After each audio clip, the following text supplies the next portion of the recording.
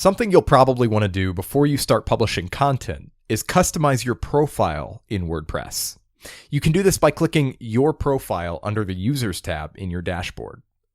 On this page, you can edit a few different options that just customize your experience inside of WordPress. For example, if you want WordPress to look a little different, you can choose any of these alternative color schemes.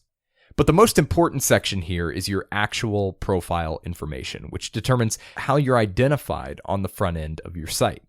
So you can enter your first and last name here, as well as a nickname, which can be anything you want. And then you can choose to display your name publicly as any combination of those. This is what people are going to see on your author page and on posts that you've written. We also have contact info and biographical info, which may or may not show up on your site depending on your theme.